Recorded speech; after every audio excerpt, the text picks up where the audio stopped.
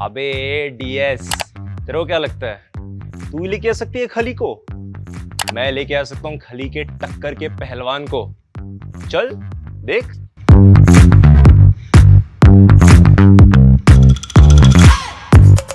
तो मैं वही सोच रहा था कि अगर थोड़ा भी जोर से शेक करते तो मेरे हाथ का तो कचुम्बर बन जाता। इंटरव्यू भी देना था ना आपके साथ। ये डब्ल्यूडब्ल्यूई में कितना स्क्रिप्टेड है, कितना आपको चोट लगता है, ये स्टील चेयर लगना, ये हथौड़े से मारना, कितना रियल है। इसमें ऐसा है, रेसलिंग में जब तक आप फिट हो तब तक हिट हो। इंडिया में क्रिकेट के बाद देखा जाने वाला कोई भी स्पोर्ट्स डब्ल्यूडब्ल्यूई दिखा दो। गाइस नोट कीजिए, हमारे आने से पहले डागर जी ने ऑलरेडी 4-5 बार खा लिया था खाना और अभी इनका ये छठा मील है। हाँ, बस थोड़ा है ना, खा लेता हूँ मैं दिन में कई बार। किसने आपका नाम ये रखा? उनकी क्रिएटिव टीम होती है डब्ल्यूडब्ल्यूई की, तो उन्होंने मेरे को ऑप्शन दिए थे। मेरा शुरू से ही ड्रीम था, अगर मैं करना चाहूँ तो ब्रोक लेसनर को।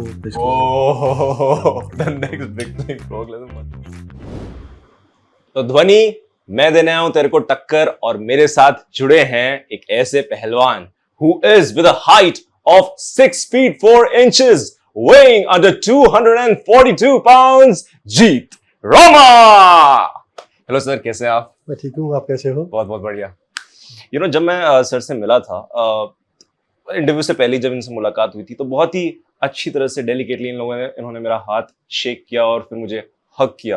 तो मैं वही सोच रहा था कि अगर थोड़ा भी जोर से शेक करते तो मेरे हाथ का तो कचुम्बर बन जाता। इंटरव्यू भी देना था ना आपके साथ।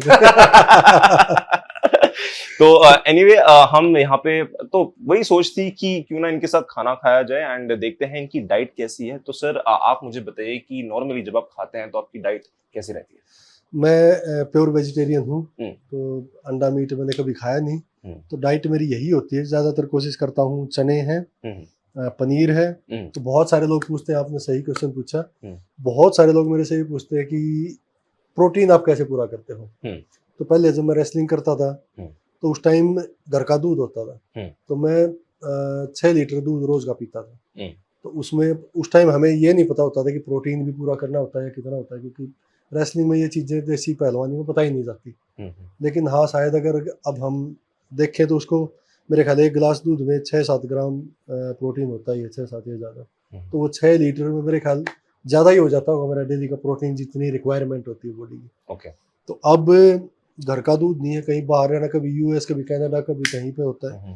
तो अब कोशिश करता हूँ कि पनीर है डेली, पनीर की कोशिश करता हूँ खाने की, दही है, चने हैं, दाल है, तो इन सब चीज़ों से प्रोटीन अपना पूरा करता हूँ। तो यही बिल्कुल देसी जो आपके सामने रखी है, जो मैं खाता हूँ वही आपको खिलाऊंगा।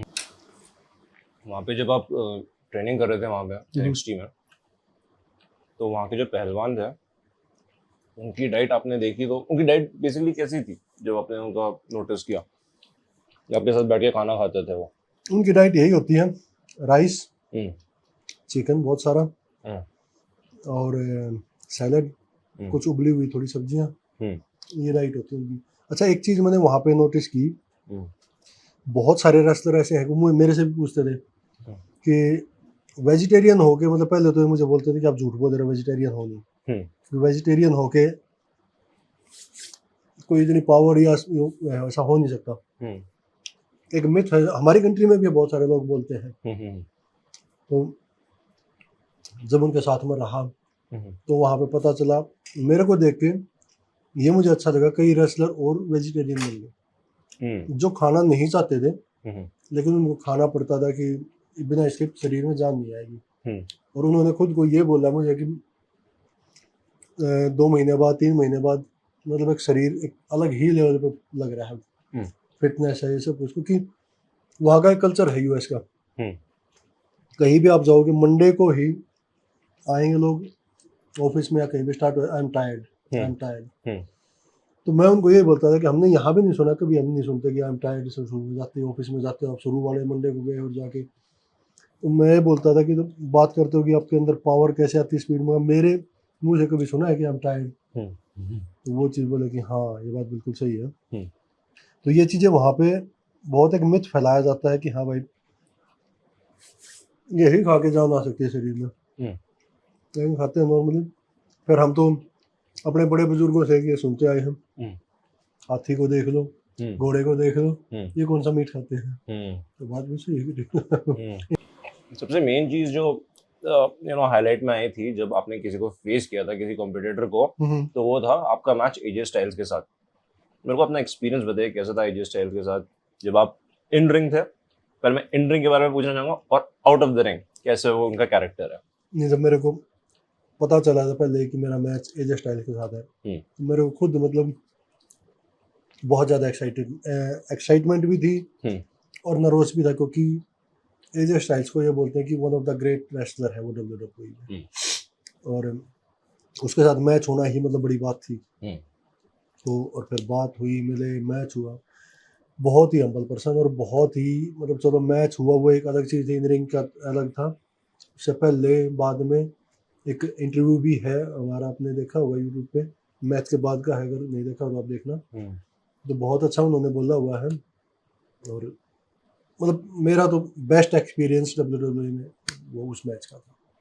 हमेशा ये सवाल होता है कि WWE में कितना स्क्रिप्टेड है, कितना आपको चोट लगता है, ये स्टील चेयर लगना, ये हथौड़े से मारना, ये स्टेयरकेस में मारना, टर्न बकल को फाड़ के आपको वहाँ पे धकेल देना, कितना रियल है, इसके बारे में आप थोड़ा बताइए।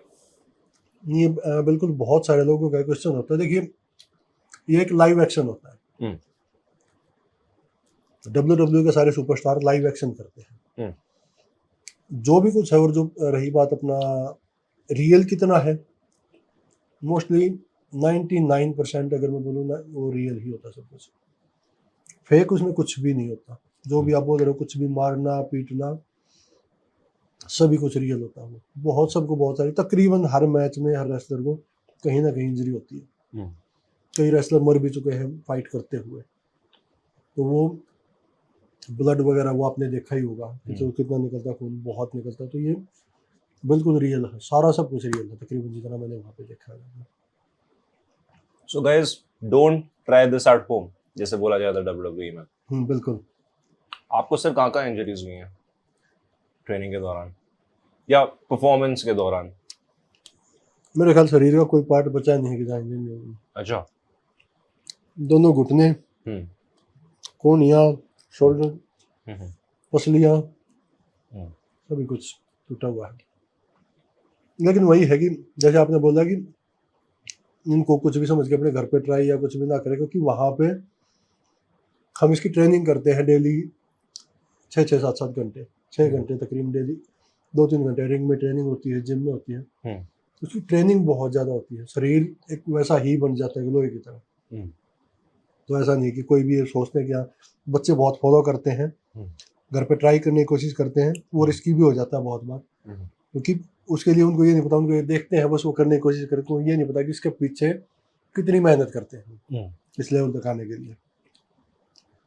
WWE के रेसलर्स के लिए कुछ हेल्थ इंश्योरेंस ऐसे होता है? बिल्कुल, WWE हर रेसलर को हेल्थ इंश्योरेंस प्रोवाइड करवाती है, और वर्ल्ड की जो बेस्ट मेडिकल फैसिलिटीज़ हैं वो उनको दी जाती है। अगर कभी भी कोई भी किसी भी तरह की इंजरी होती है, वो टेक केयर करते हैं हर चीज़ की। और क्या उम्र रहता है ऐसे रिटायरमेंट होने का? क्योंकि हमने देखा है कि अंडरटेकर, थैंक यू सर, देखा है अंडरटेकर जैसे पहलवान जो है वो तो मतलब करीबन 60 साल की उम्र में रिटायर हुए हैं, या रिक फ्लेयर जैसे लोग हैं वो तो ऐसी उम्र में रिटायर हुए हैं कि मतलब बहुत ही देर तक वो टिके। इसमें ऐसा है, रेसलिंग में जब तक आप फिट हो तब तक हिट हो। अगर आपका शरीर फिट है, अलाउ करता है आपको रेसलिंग, इसमें एज लिमिट कोई भी नहीं होती है। अंडरटेकर अभी तक भी, पिछले साल भी उन्होंने मैच खेला है सऊदी अरब में, अभी तक भी वो मैच खेल लेते हैं। तो रिक फ्लेयर के बारे में आपने बताया, रिक फ्लेयर, गोल्डबर्ग है, अभी तक भी खेलते हैं।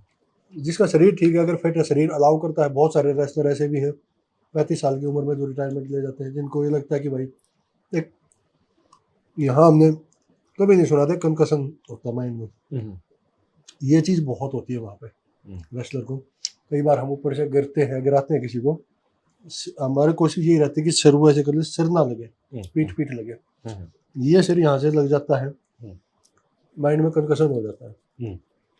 उसके बाद आदमी की जो वो बोलते हैं ना कि भाई उंगलियां कितनी हैं, वो समझ में नहीं आता है कितनी उंगलियां हैं। सबको चलता से देखा, अगर वो किसी को साल में 2 बार 3 बार हो जाता है हम्म, तो उसको WWE से फिर निकाल दिया जाता है, क्योंकि वो लाइफ का रिस्क हो जाता है।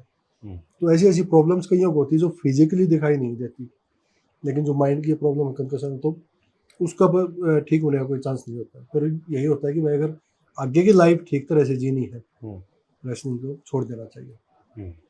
तो अगर ऐसी कोई प्रॉब्लम किसी को नहीं है, जो ये फिजिकली चोट होती है कहीं लगी, वो ठीक हो जाती है, तो ठीक होने के बाद चलते रहते हैं जब तक शरीर फिट रहता है। रिकवरी इंक्रीज करने के लिए, क्योंकि आपको शॉर्ट टाइम में आपको रेसलिंग करने जाना होता है, तो आप लोग कैसे करते हो?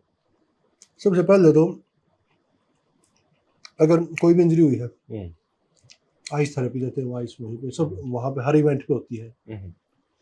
ज़्यादा हो गई है किसी को तो रिहैब, उनका जो फिजियोथेरेपी है, उनका अपना ही WWE का सेंटर है, उसमें वो करवाते हैं डेली 2-3 घंटे।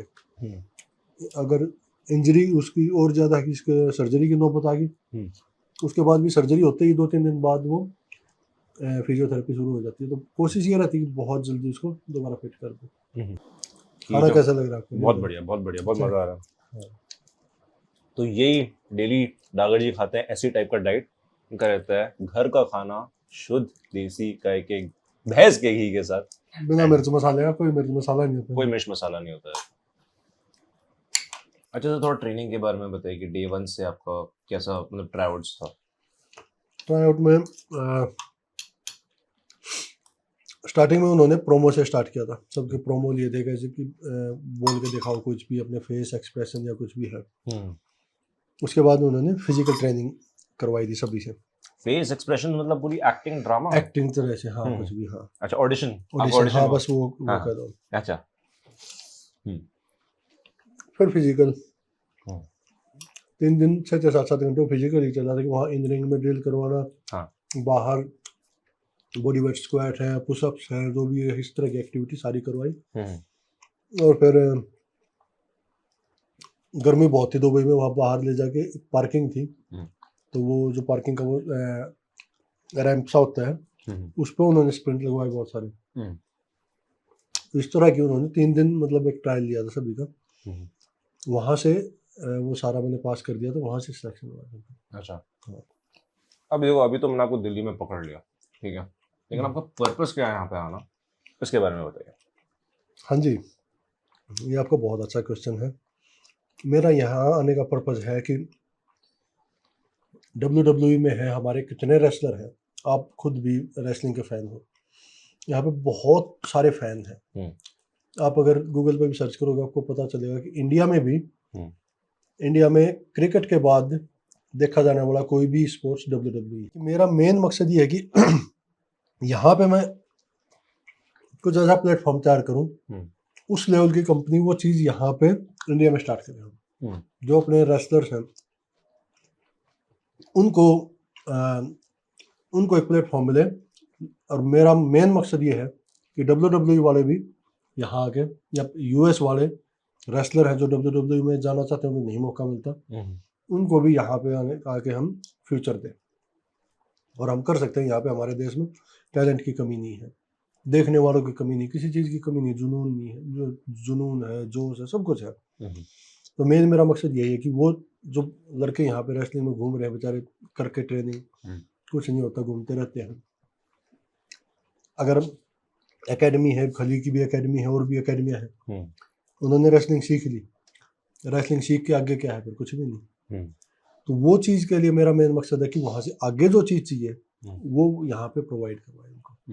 इस मकसद से मैं यहाँ पे आया।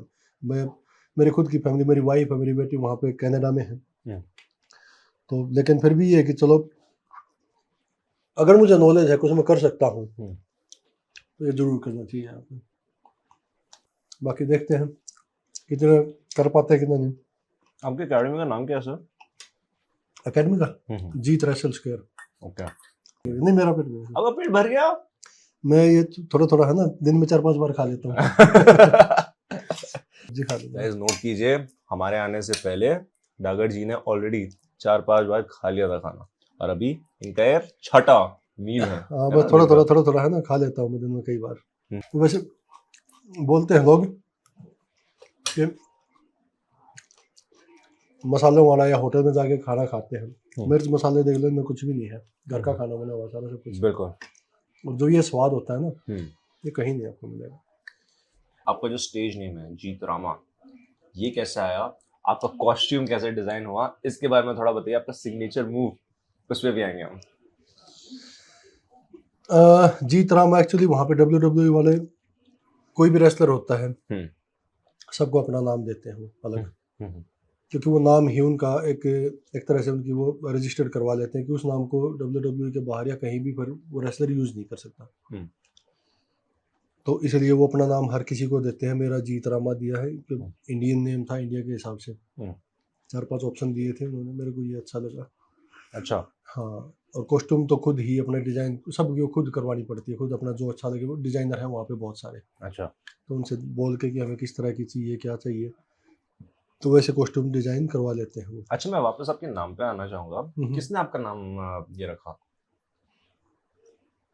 उनकी क्रिएटिव टीम होती है WWE की, तो उन्होंने मेरे को ऑप्शन दिए थे, 5 ऑप्शन दिए थे शायद, भूल भी गया मैं, याद भी नहीं क्या क्या थे, कि अब इनमें से कोई नाम आपको अच्छा लगे वो सिलेक्ट कर लो। तो मेरे को ये अच्छा लगा था। उनकी हर अलग अलग टीम होती है, क्रिएटिव टीम, वो तो इंडिया में भी है, WWE के ऑफिशियल है, उनसे बात करके उनको देखा हुआ कि भाई इंडिया में किस तरह का नाम हो सकता है।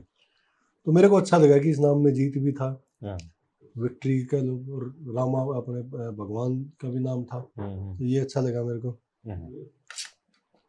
तो एजे स्टाइल्स के बाद ऐसा कौन सा रेसलर है जिसको आप फेस करना चाहोगे? मेरा शुरू से एक ही ड्रीम था, अगर मैं करना चाहूँ तो ब्रोक लेसनर को face oh, the next big thing, broke Lesnar. मजा वही जो आपने सिग्नेचर मूव की बात की जी, तो उसका भी, उसको बोलते हैं सुप्लेक्स सिटी। वहाँ पे मेरा मैच होता है WWE का, मैं यूएस में, मेरा नाम ऐसे उन्होंने दे रखा है जीत प्लेक्स सिटी। अच्छा।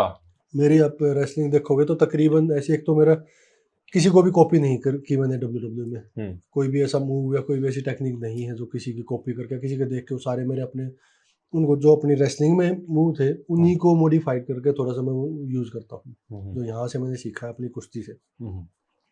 तो उस तरह के तकरीबन मिलते जुलते सुप्लेक्सेस मेरे होते हैं। तो बस यही होता था वहाँ पे, बोलते थे लोग, मेरा भी जब मैं रिंग में जाता था, जीत प्लेक्स सिटी, जीत प्लेक्स सिटी, ऐसे जैसे सुप्लेक्स सिटी बोलते हैं।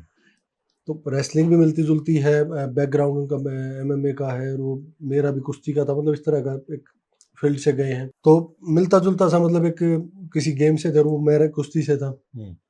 तो मतलब शुरू से ये था कि हाँ, आज भी ड्रीम अपोनेंट अगर मेरा कोई बोले तो वही है। उनके भी मैंने जितना उनके बैकग्राउंड के बारे में सुना है, वो भी मतलब खेत में पले बड़े हैं, और वो भी मतलब लॉग्स उठा के काम करते हैं। हाँ, ऐसे और नेचुरल बिल्ट है, नेचुरल बिल्कुल। तो कभी आपकी मुलाकात हुई है उनसे? कभी आपने बोला है कि देख मैं तेरे को फेस करूंगा? ऐसा बोला तो नहीं है, लेकिन मुलाकात हाँ बहुत होती रही, बहुत बार हुई मुलाकात तो। ऐसी कौन सी पर्सनालिटी है जिससे मिलकर आपको बहुत मतलब ऐसा लगा कि अब ये मतलब ये है एक पर्सनालिटी जिनसे मतलब मुझे कुछ सीखने को मिला और मैं उनकी तरह बनना भी चाहूँगा? वहाँ पे 3 नाम ऐसे हैं जो मैं लेना चाहूँगा, द रॉक, ट्रिपल एच और विलियम रीगल। ये 3 नाम, विलियम रीगल, ये 3 नाम ऐसे जिन्होंने मतलब पर्सनली जो मुझे बहुत अच्छे लगे, बहुत ही ज़्यादा अच्छे। विलियम रीगल ने तो मतलब कदम कदम पे सपोर्ट किया है, क्योंकि वहाँ पे बड़ी प्रॉब्लम थी। एक सबसे बड़ी तो ये होती है कि हम किसी भी कंट्री में जाते हैं, लैंग्वेज की होती है। मेरी इंग्लिश, मैं पहलवान, मतलब एक पढ़ा भी नहीं स्कूलों में इतना ज़्यादा, इंग्लिश बिल्कुल जीरो थी जो वहाँ पे गया था, बिल्कुल जीरो। तो विलियम रीगल ने पर्सनली, आज भी हमेशा भी कभी भी मैं यहाँ हूँ, मैसेज करके खुद हालचाल पूछते रहते हैं, कुछ भी। तो उन्होंने पर्सनली बहुत सपोर्ट किया है।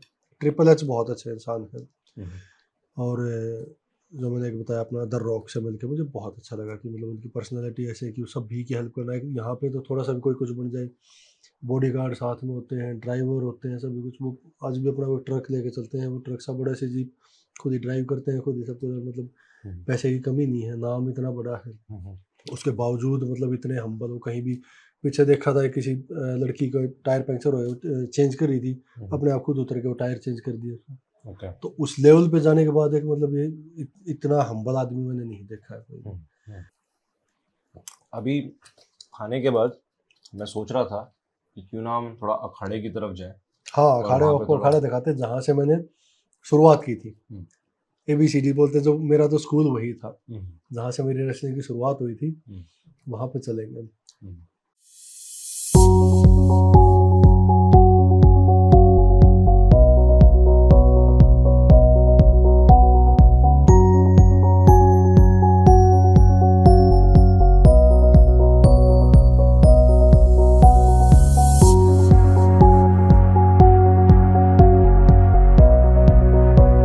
अच्छा डागर जी, इस अखाड़े के बारे में बताइए, कैसे ये आपके लाइफ की जर्नी के साथ जुड़ा हुआ है। हाँ जी, मेरी कुश्ती की जर्नी इसी अखाड़े से शुरू हुई है। पहले ये अखाड़ा नहीं था, मैंने अकेले ने ही मतलब जो मेरे दादाजी हैं, आपने ये फ़ोटो देखी होगी पीछे, ये मेरे दादाजी की फ़ोटो है। तो ये बहुत अच्छे पहलवान थे। हालाँकि मेरे पैदा होने से पहले इनकी डेथ हो गई थी। लेकिन कहीं भी हम जाते थे, कहीं शादी में या कहीं भी अड़ोस-पड़ोस के गाँव में, तो इनका नाम बहुत सुनते थे। सभी बोलते थे कि किस गाँव से हो? जब बताते कि हम बागड़ू गाँव से हैं। अच्छा, वहाँ के तो रामदिया पहलवान थे। तो बड़ा प्राउड होता था कि हाँ, हमारे दादाजी थे। तब लोग बोलते थे कि हाँ, वो तो बहुत अच्छे पहलवान थे। तभी से माइंड में ये आ गया कि पहलवानी करनी है। लेकिन अब वो अखाड़ा तो उनके साथ ही ख़त्म हो गया था। तो फिर ये था कि पहलवानी करें कैसे? अब आजकल तो बहुत फैसिलिटीज़ हो गई, उस टाइम पे इतना कुछ भी नहीं होता था। तो यहाँ पे ये जगह है, देखिए छोटा-सा यहाँ पे मंदिर दिख रहा है आपको, यहाँ पे छोटा-सा एक बहुत छोटा मंदिर होता था उस टाइम पे, और कोई रास्ता वगैरह कुछ भी नहीं था, गाँव से बिल्कुल दूर थी ये जगह। यहाँ पे दिखा कि मैं यहाँ पे कुछ कर सकता हूँ, तो मैं रात को अपना वो बुग्गी होती है एक, उसमें मिट्टी लेके आता, मैं अकेला ही यहाँ पे डालता और थोड़ी-सी जगह बनाई, यहाँ पे करने लग गया। किसी को नहीं पता था, घरवालों को बोला, घरवालों ने मना कर दिया, क्योंकि दादाजी के साथ कई बार ऐसे इंसिडेंट्स हो चुके थे कि लड़ाई-लड़ूई, और कई जगह जैसे कई गाँव के पहलवान को हराया है, तो वो लड़ाई कर देते थे। तो घरवालों को चोट का भी डर था कि चोट भी बहुत लगती हैं। फिर उनका भी डर था, वो देख चुके थे, पापा देख चुके थे उस चीज़ को कि भाई कहीं ऐसा कुछ ना हो आगे चल के। तो मना करते थे क्लियरली कि नहीं, रेसलिंग नहीं करनी है। फिर मैं कमज़ोर भी बहुत ज़्यादा था उस टाइम पे। तो फिर मैंने सोचा कि यहाँ से अकेला किसी को पता नहीं चलेगा, यहाँ पे शुरुआत कर दी। गाँव से बच्चे आने लग गए, जैसे अभी आप देख रहे हो छोटे-छोटे बच्चे, एक दो को किसी को पता चला, वो आने लगा धीरे-धीरे यहाँ पे कुश्तियाँ। हमारे गाँव में ही कुश्तियाँ होती हैं होली वाले दिन, वहाँ पे कुश्ती हुई, तो मैंने वहाँ पे कुश्ती लड़ी। तब थोड़ा-सा घरवालों ने गाँव वालों ने पूछा, भाई किसका लड़का है ये? फिर घर पे आए, बताया कि भाई इसकी पहलवानी शुरू करवाओ, अच्छा पहलवान बनेगा। तो उसके बाद सबको यहाँ पता लगा था, गाँव के और भी लड़के आने लग गए थे। तब यहाँ से इस अखाड़े की अच्छी तरह से शुरुआत हुई थी। आपकी एज कितनी थी जब आपने स्टार्ट किया था। उस टाइम पे मेरी एज होगी 14-15 साल के आसपास मेरे ख्याल में, इतनी होगी। अच्छा, इस अखाड़े की मिट्टी जो है उसको बहुत पवित्र माना जाता है, इसके बारे में थोड़ा बताइए कि क्यों है अखाड़े की पवित्र। मिट्टी को बिल्कुल, मैंने गाँव में देखता हूँ मैं, कोई लेडीज़ आती हैं, कई बार देखता है कि कोई घर में कोई पूजा करनी होती है, कोई भी अच्छा काम करना होता है, तो यहाँ से मिट्टी लेके जाती हैं। अब पता नहीं क्यों, इसका क्या, मैं भी खुद भी मानता हूँ कि बहुत पवित्र होते हैं। एक तो ये ही हो सकता है कि यहाँ पे जो पहलवानी करते हैं, पहलवान जहाँ भी रहते हैं, अच्छे सच्चे मन के होते हैं। फिर इसमें बहुत सारी चीज़ें भी ऐसी मिलाई जाती हैं, सरसों का तेल मिलाया जाता है, हल्दी मिलाई जाती है, अच्छी चीज़ें वैसे भी बहुत अच्छी होती है मिट्टी। मैं तो अपना बटुआ है मेरा, उसमें हमेशा इतनी सी लपेट के, जब से यहाँ से निकला हूँ पहलवानी करके, तभी से मेरे बटुए में अखाड़े की मिट्टी हमेशा मेरे साथ होती है, कहीं भी जाता हूँ साथ रखता हूँ मैं इसको। तो मेरे लिए तो बहुत पवित्र है, मानते हैं लोग इसको, बहुत पवित्र होती है। तो हमें चोट लगती थी पहलवानों को, यहाँ पे भी लगती है, तो कोई दवाई नहीं लगाता, वो मिट्टी लगाते हैं, रोज वो मिट्टी लगाते रहते, ठीक हो जाती है ऐसे है। आपने कभी अपने किसी WWE के रेसलर को कराई है यहाँ पे पहलवानी नहीं अखाड़े अभी में। तक WWE का रेसलर, लेकिन जब मेरा सिलेक्शन हुआ था तब वो यूट्यूब पे भी है वो वीडियो। उस टाइम WWE के यहाँ पे आए थे, पूरा स्टाफ यहाँ पे आया था, रेसलर थे, तो वो पूरी वीडियो शूट करके लेके गए थे यहाँ से बच्चों की, और सभी देख के गए थे, उनको भी बड़ा अच्छा लगा था ऐसा। मतलब ऐसा माहौल उन्होंने देखा नहीं था यूएस में।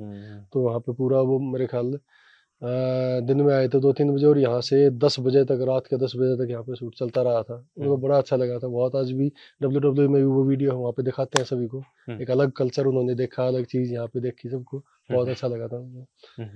मैं तो बोल रहा था कि यहाँ पे तुम कुश्ती करके देखो, अच्छा लगेगा लेकिन कहीं और उसके अलावा डागर जी, मैं ये पूछना चाहूंगा कि अभी फ्यूचर में आपको क्या ग्रोथ दिखाई देता है। अभी जैसे आप बात कर रहे थे कि एकेडमी आप ओपन करना चाहते हैं, इस एरिया में, आपके इस गांव में आप इस अखाड़े को कैसे बिल्ड करना चाहेंगे।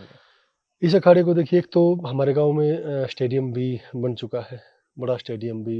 जिस तरह जब मैं रेसलिंग करता था तो मेरे साथ मतलब किसी जो मिनिस्टर थे यहाँ के, उन्होंने पूछा था कि मतलब आप क्या चाहते हो अपने लिए। तो मैंने ये बोला था कि मैं अपने लिए कुछ भी नहीं चाहता, मेरे को मेरे गांव में स्टेडियम चाहिए। तो स्टेडियम यहाँ पे आगे है, वो स्टेडियम भी गवर्नमेंट ने बना के दे रखा है, बड़ा स्टेडियम बना रखा है, उसमें रेसलिंग हॉल भी है बड़ा। तो यहाँ का यही है कि बच्चों को जब मैंने स्टार्ट किया तो उस टाइम यहाँ कुछ भी नहीं था, चार दीवारी तो रहने के लिए सभी कुछ बना हुआ है, आपको अच्छी तरह दिख रहा है, लेकिन उस टाइम कुछ भी नहीं था ना, यहाँ पे रास्ता था आने का, कई बार बारिश होती थी, कुछ होता था तो मैं कीचड़ में से ही आते थे यहाँ पे। तो अभी है कि बच्चों को यह फैसिलिटीज़ मिल रही हैं, जो इनको चाहिए वो प्रोवाइड करवाने की कोशिश करता हूँ मैं, क्योंकि तकरीबन पहलवान है, आपको पता होगा कि गरीब और गांव से ही निकलते हैं। तो उनको जब अब ये बेस है इनका, यहाँ उनको कुछ नहीं मिलेगा तो आगे वो बढ़ नहीं पाएंगे। एक बार उनको थोड़ी स्टार्टिंग मिल जाए, शुरुआत मिल जाए, फिर तो आजकल फैसिलिटीज़ वैसे भी बहुत सारी हो रखी हैं, और हमें भी यहाँ पे है, किसी को भी कुछ भी बोलते हैं तो मना नहीं करते। मेरे कोई भी यहाँ पे ऑफिसर हैं या कुछ भी मिनिस्टर हैं तो सब कुछ हो जाता। तो मेरा यही मानना है कि मतलब बच्चे अब ये कर रहे हैं, ये धीरे धीरे कोई ना कोई एक भी कामयाब हो जाए, मतलब वही बहुत बड़ी बात होती है। कोशिश यही कि जितने निकले, जो इनको ज़रूरत हो वो हम प्रोवाइड करवाएं सब कुछ। तो देखिए क्या होता है, आगे चल के कोशिश करते रहेंगे। थैंक यू सो मच दागा जी, बहुत अच्छा लगा आपसे बात करके, काफ़ी कुछ मुझे भी आपसे बहुत अच्छा सीखने को लगा। काफ़ी कुछ अच्छा लगा जो आपने शेयर किया हमारे साथ, हमारे दर्शकों को भी अच्छा लगा होगा, जितना भी उनको पता चला हमारे भारत के WWE रेसलर से। Ladies and gentleman, Jeet Rama.